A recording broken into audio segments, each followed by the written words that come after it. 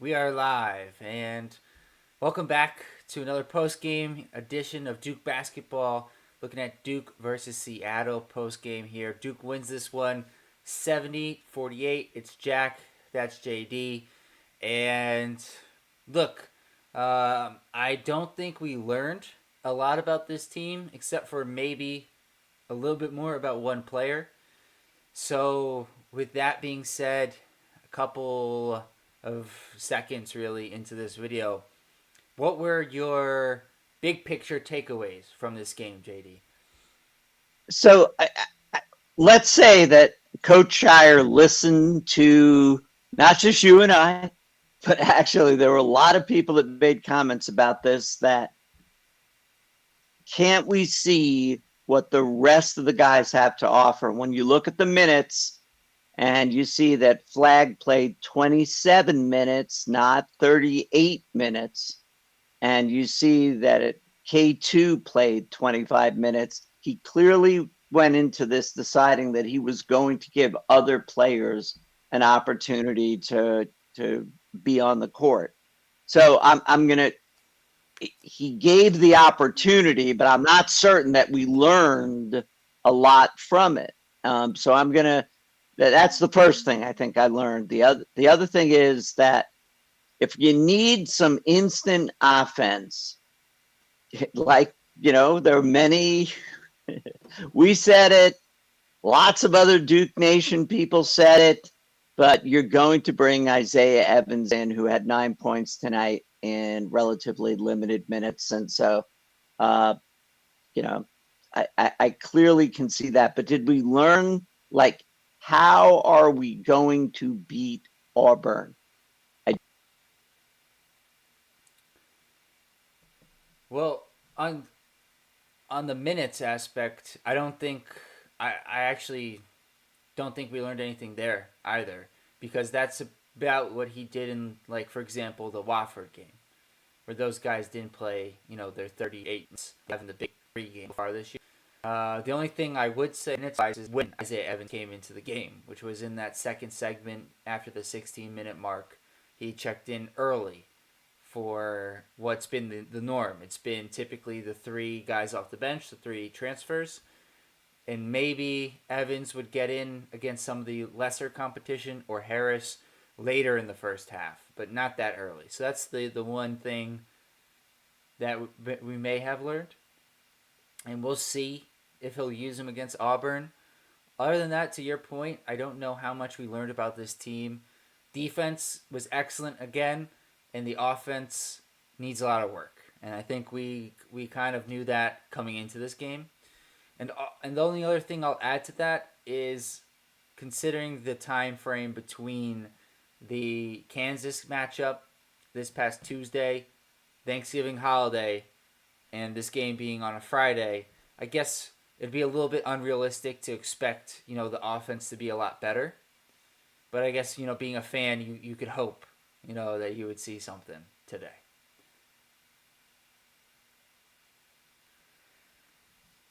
I would think so. If they were half as full as I was watching, then they also had trouble running around and needed some time to rest on the bench. But I guess the most troubling thing for me, a hard press on to try to disrupt us. I know that's why Auburn likes to play. I'm going to do it because it's a lack of an offense, and I don't know That's Auburn probably plays. the way they play. I guess, because I know where where both of us want to go after this, because we didn't learn much. So maybe we could spend a couple more minutes on this specific game before we get to Auburn.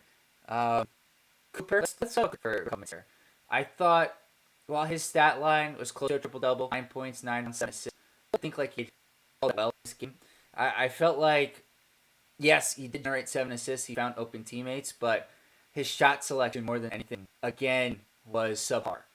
And I know, he's 17. He's still working on things, but unfairly, this Duke team needs him to be a Paolo Banchero, a Jason Tatum, but a Jason Tatum had a little bit more help offensively than this Duke team has been able to supply. So I like. What were your takeaways for in this matchup with Seattle?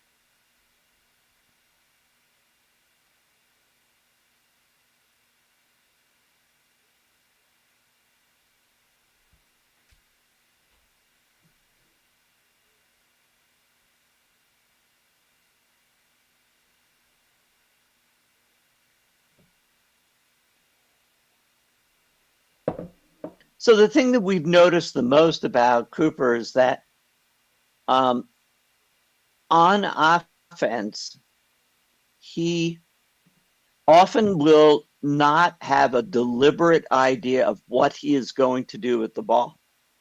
He is kind of freelancing. And at one point, the did off to him just like he did in that other play on the left when he was going to the basket and then the ball shoveled right back out to Proctor. And Proctor is deadly when he is open like and the space is created.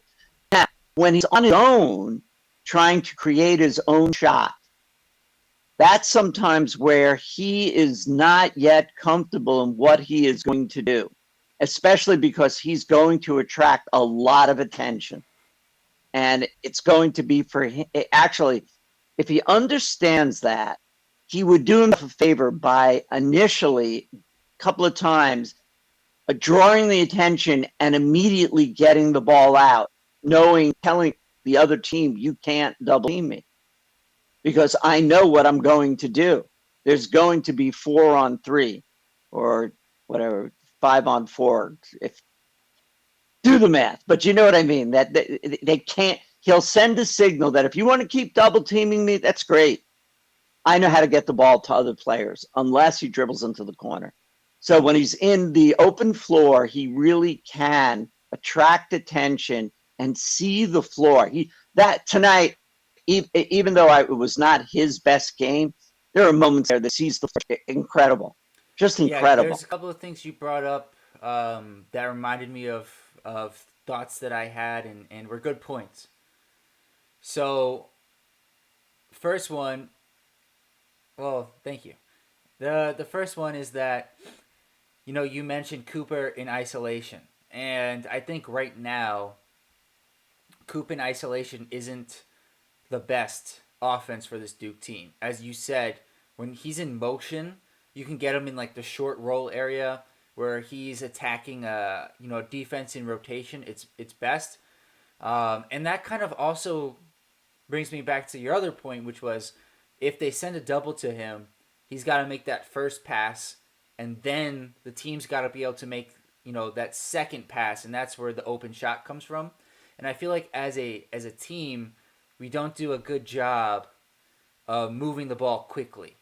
And to your other point from the play by play announcer or the color announcer rather, who mentioned how Duke's offense is like about flow and etc. There's no flow. There's very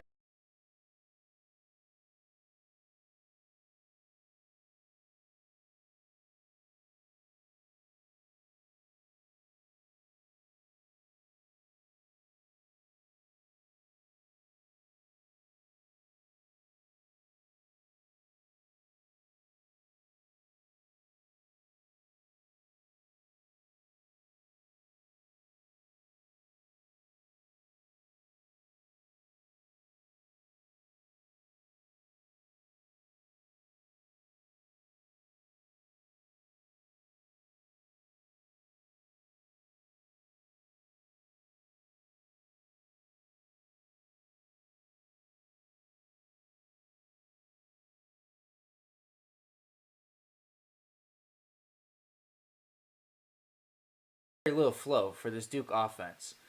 And I get the idea behind it, but I think that they need to implement some structure to work off of. Whether that's I know in the Kansas game they found some success with the Cooper Khan pick and roll combination, and that seemed to work. And I think they got to try to implement some more with Proctor because he's been arguably their most consistent offensive player. Just figuring out ways to actually have the offense flow, whether that's ball movement or player movement, but they've got to incorporate a little bit more to make Cooper's life a little bit easier. Because the last point is that sometimes when he gets the ball, he will evaluate the defense and just kind of stand there for 3 or 4 seconds. And when that happens, a lot of times the rest of the team just kind of stands around and watches, and that's where the team loses flow. So if they can kind of figure out how to keep the player movement and the ball hopping around, it wasn't the best opponent, but in the Wofford game, especially the first half, there was a lot of ball movement. The players were moving around, and that first half against Wofford so far seems more like the exception than the rule as far as this Duke offense. But today, I'm with you. I do think Cooper did a good job passing the ball. I just think offensively he wasn't scoring the ball, looking for his own shot. His shot selection wasn't great today or tonight. If you disagree with Jack and I, put it in your comments right now. But, that's the way we see the game, and we'd love to hear from you how you see the game. Jack, what'd you think of K2? I felt like he was a little bit more reserved today. Wasn't quite as aggressive looking for his own shot. I think you've got the stats, JD. How many attempts did he have today? He was 4 for 5 and 3 for 4 from 3-point range. So, it was a total of 5 shots. Total of 5 shots. I mean, he shot 8 threes, in the game versus Kansas. And, listen, I felt like overall he did a good job of being like a supplementary, player today, a kind of role player, if you will, a good shooter, can spot up. The issue is that Coach Shire and the way he looked the first handful of games plus the exhibitions, his role seems to be much bigger than that. So while it's okay that he did that today, he had a similar performance against Wofford. In the bigger games, it's like he's got to do a whole lot more. And I wonder if the team can find a balance between his performances against lesser competition versus what he's been doing against, the top echelon of college basketball, if you will. So the most reliable player, as we see it, has been really Proctor. Certainly from 3-point range. And in fact, he's out shooting K2 from 3-point range. And, why isn't there, go ahead, young fella, go ahead, take the shot, set it up for him. Cooper knows how exactly to set it up for him. It's easy. It should be not once a game, but maybe 3 times a game that he is he's driving to the basket.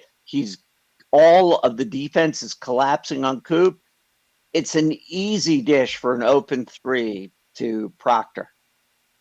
And I would have liked to have seen a little bit more of that happening out there. But Proctor's looked good again. And actually, he was, I think, the leading scorer tonight at 13, though it wasn't, his minutes too were restricted. Quick comment before we move on, JD. Boss Hog says 70 points. Was it a running clock? And I have to agree. That it was a rough game to watch if you're a fan of offensive basketball, and I'll leave it at that. It was tough to watch at times. Well, as I said about the Arizona game, we won that by 14 points in Arizona, and many times I kind of thought, like, wait a minute, this could just slip away from us because the offensive flow is non-existent. And, that's why I'm yes, it's Seattle. Yes, we can get minutes to a lot of players. And yes, the thing that everyone's been asking for is Isaiah Evans, who managed 9 points in 17 minutes. But, you know, Isaiah isn't the one at the top of the key either, controlling the flow. So, you almost wonder. I initially thought it would be K2, and, then he had the high number of assists. But it's 6'9". That's like Magic Johnson size. Could Coop come out, control the game? Absolutely. If he's at the top of the key, one player cannot guard him. In which case, it will cause the defenses to have to shift as he starts to move to the basket, and that's automatically freeing up some. Yeah, and to that point, I think that is an argument for more Isaiah Evans minutes, who looked more confident from the 3-point line than anybody, probably not named Con Knipple or Tyrese Proctor.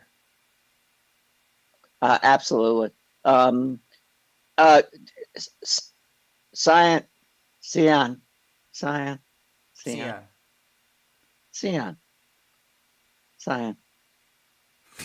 Whatever. I love his intensity. I love that when he is on that court, offense or defense, that guy is ready at all times. I love his minutes. So if you sort of slice and dice this team, I'm not certain. I'm shifting a bit through the analysis of this game into the Auburn game, but it's sort of like I still don't know that K2 gets 37 minutes. And I think Coop could, because the talent level is still extraordinary, but I think we may need to start using him a little bit differently. He can't get forced into the corners where the double team comes and then the. Well, also, to that point, it's not necessarily only the corners. It's also in the middle of the court. Sometimes he will try that spin move. He'll try to turn that spin move, and when he turns his back, the help defender comes. And that's happened, obviously, at the end of the Kentucky game. It happened at the end of the first half versus Wofford. There's been a few times with that, too. The big guys were kind of fun to watch. Mal is just get Mal the ball. Get him the ball. Get him the ball. It is just. I agree. Let him. He did shoot 1 3-pointer, right? You were calling for it, and he finally did from the corner. Wasn't bad. He could. As long as everyone else is shooting, he's good for 2 or 3. Great free throw shooters. So if he's inside, man, don't bring the ball all the way down, but start your motion where you have your strength. And he's going to get hit on the arm and goes to the free throw line. The guy's got an incredible free throw shot for the few years that he has been playing. So he was great on the court. We love having I'm looking at my box score. Malik Brown on the court. Why isn't he showing? There he is. He had 17 minutes, and no points, I think. I don't know if he scored tonight. I don't care. The guy is so disruptive. A stat that we don't get, which was really, really good, was how many deflections. That's not in the spreadsheet. Where his hand just tips the ball, and he's just so disruptive on the court that, so he was great. And Gangba got out there and dipped and tried to, play, but he did the best with his 12 minutes. And that was kind of fun. So we've got an array of big guys, which means lots of fouls to give. And that may become Yes. important, may become really important in some of these big games Well, that, let's talk about the next big game, and I'll give 1 point, and you can give 1 point, and we'll save the rest for for our the preview.